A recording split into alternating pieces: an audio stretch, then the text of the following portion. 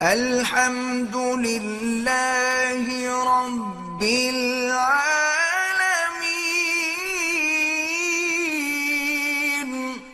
Currency کا سوال ہے کسی خاتون کی طرف سے حلال ہے یا حرام ہے۔ دیکھو کرپٹو کرنسی کے بارے میں جو اس سافٹ ویئر کے جو ماہرین ہیں ان کی رائے میں اتنا اختلاف ہے۔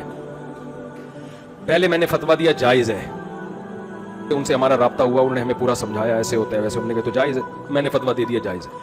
دوسرے بڑے سے آئی لینڈ کے ہیں، وہ ٹاپ 10 ان کا شمار ہوتا ہے، وہ آئے، ان سے میری میٹنگ ہوئی، انہوں نے کہا بھائی یہ ناجائز ہے، اس میں یہ اس کو جو انہوں نے بتایا نا کہ یار، میں نے کہا یہ تو صحیح نہیں ہے۔ پھر تیسرے آئے، وہ ان سے بھی بڑے فنٹر، انہوں نے کہا ایسا ہے جائز ہے۔ پھر ہم نے کہا بھائی مجھے نہیں پتا یہ جائز ہے کہ ناجائز ہے، کیونکہ اس کے ماہرین میں جب اختلاف ہو رہا ہے۔ دیکھو اب لوگ کہتے ہیں مفتی لوگ فتویٰ کیوں نہیں دے رہے۔ آپ کے سامنے کوئی کھانا آیا، ایک آدمی کہہ رہا ہے یہ چوری کا ہے، یہ گدھے کا گوشت ہے، سوری، دوسرا کہہ رہے نہیں گائے کا گوشت ہے، تو مفتی کہے گا بھائی اگر گائے کا گوشت ہے تو حلال ہے، گدھے کا ہے تو حلال نہیں ہے۔ آپ نے کہا نہیں مفتی صاحب یہ کنفیوژن والا جواب نہیں، آپ تحقیق کرو۔ میں نے تحقیق کی، قصائیوں کو بلاؤں گا نا میں، ایک قصائی کہہ رہا ہے گدھا ہے، میں نے خود کاٹا ہے، دوسرا کہہ رہا ہے نہیں بھائی گدھا نہیں ہے گائے ہے، اس کے پائے بھی پڑے ہوئے ہیں، پائے دکھا دیے مجھے، میں فتویٰ دوں گا حلال ہے بھائی، میں نے پائے دیکھ کر آیا ہوں۔ دوسرے نے گدھے کے پائے دکھا دیے مجھے، گدھے کے پائے ہیں، میں فتویٰ دوں گا بھائی حرام ہے۔ تو میں اپنا فتویٰ روز چینج کروں گا، تو اس سے بہتر نہیں ہے میں خاموشی اختیار کر لوں کہ یار یہ قصائی ہی نہیں ایکسپلین کر پا رہے کہ یہ گدھا ہے یا گائے ہے، تو جس نے کھانا ہے اپنی ذمہ داری پہ کھائے، جس نے نہیں کھانا وہ کیا کرے، احتیاط۔ تو اس لیے کرپٹو کرنسی کے بارے میں نہ ہم حلال کہہ رہے ہیں نہ حرام کہہ رہے ہیں، جب تک اس کے بارے میں ان کے ماہرین کی کوئی رائے قائم نہیں ہو جاتی ہم خاموشی اختیار کیے ہوئے۔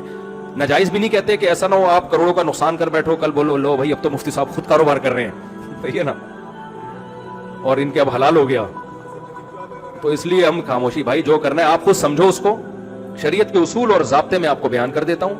اصول اور ضابطہ یہ ہے کہ جس چیز کا آپ رسک لے سکتے ہو، رسک ہو، اس کا پروفٹ آپ اٹھا سکتے ہو، سمجھ رہے ہیں، اور ملکی قوانین بھی اس کو لیگل کرتے ہو، اس طرح کی چند چیزیں ہیں۔ اور اس کرنسی سے کرنسی برائے کرنسی مقصود نہ ہو، کرنسی کبھی خود مقصود نہیں ہوتی، اس سے ایسٹس مقصود ہوتے ہیں۔ کرنسی برائے کرنسی نہیں ہونی چاہیے۔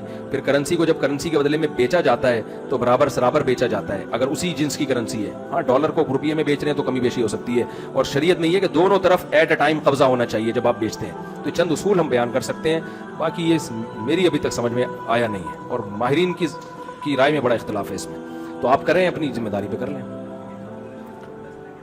جامعۃ الرشید کا آفیشلی فتویٰ نہیں ہے، ان کے کسی پرسنل مفتی کا فتویٰ ہے، لیکن اس پہ بھی اویس پراچا صاحب کا ہے، لیکن ان پہ بھی بہت سارے جامعۃ الرشیدی کے علماء کو اشکالات ہیں۔ مفتی تقی عثمانی صاحب نے اس بارے میں ابھی تک کوئی رائے دی نہیں ہے۔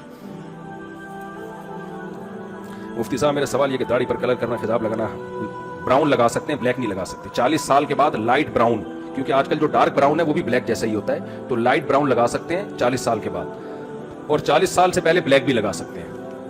اور خواتین کی ایج اگر 40 سال سے زیادہ ہو جائے تو اگر شوہر کا بہت زیادہ اصرار ہے کہ بھئی بلیک، بعض کی کسی بیماری سے سفید ہو جاتے ہیں، تو خواتین کے لیے اس کی بھی گنجائش ہے، مرد کے لیے گنجائش نہیں ہے بلیک لگانے کی، سوائے جنگ کے موقع پہ دشمن پہ روک ڈالنے کے لیے، دشمن کو لگے بھئی کوئی جوان ہے، ایسا نہ ہو دشمن کے اتنے بزرگ آ گئے تو دم کر دیں آپ ہمارے اوپر، ٹھیک ہے نا، دشمن پہ روک کے لیے۔ نارملی 40 سال کے بعد مرد کے لیے بلیک کلر کی اجازت نہیں ہے، لائٹ براؤن لگا سکتے ہیں۔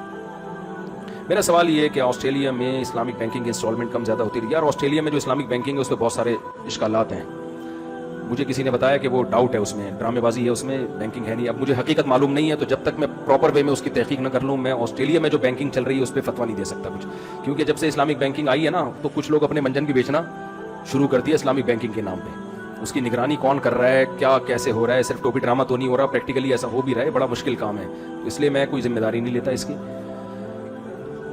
دیکھیں گھر لون پہ مورگیج پہ لینا جائز نہیں ہے، کیونکہ سودی قرضہ ہے وہ۔ شدید مجبوری ہو تو جائز ہے۔ شدید مجبوری کسے کہتے ہیں؟ شدید مجبوری اسے کہتے ہیں کہ رینٹ پہ مل ہی نہیں رہو، رینٹ پہ مل نہیں رہو۔ مثال کے طور پر ایک صاحب مجھ سے ملے، ان کے پشاور کی فیملی تھی، 6-7 بچے تھے ان کے، وہ رہتے ہیں اٹلی میں، کہہ رہے ہمیں کوئی رینٹ پہ گھر دے ہی نہیں رہا، کیونکہ وہ کہہ رہے ہمیں چھوٹی فیملی چاہیے۔ تو پھر ایسی مجبوری میں اب روڈ پہ تو نہیں رہ سکتا نا انسان، تو ایسی مجبوری میں گنجائش ہے، لیکن جب تک آپ رینٹ پہ رہ سکتے ہو تو آپ کے لیے مورگیج پہ گھر لینا جائز نہیں ہے۔ ہاں لوگ کہتے ہیں بھائی ایک گھر تو اپنی ضرورت کی ہے تو ہم کیوں نہیں لے سکتے۔ گھر یقیناً انسان کی ضرورت ہے، لیکن گھر کا اپنا ہونا انسان کی ضرورت نہیں ہے۔ سمجھ رہے ہیں کہ نہیں سمجھ رہے؟ اپنا گھر ہونا انسان کی ضرورت اس کو کہیں گے جس کو شریعت ضرورت کہتی ہے، ورنہ تو بحریہ ٹاؤن والے ریاض ملک کہیں گے کہ میری ضرورت 6 ایسے بحریہ ٹاؤن اور بن جائیں، یہ میری بہت سخت ضرورت ہے، تو وہ تو لگژری ہے نا۔ گھر ضرورت ہے, روڈ پہ نہیں رہ سکتا اپنے بیوی بچوں کے ساتھ. گھر تو اگر وہ کرائے پہ ارینج ہو گیا ہے تو ضرورت آپ کی پوری ہو گئی ہے. آگے اپنا ہو اچھی بات ہے, اگر اپنا ہو تو اپنے پیسوں سے ہو, سود سے نہ ہو, ٹھیک ہے. لیکن اگر سود پہ گھر لینا پڑ رہا ہے تو یہ جائز نہیں ہے آپ کے لیے, سمجھ رہے ہیں.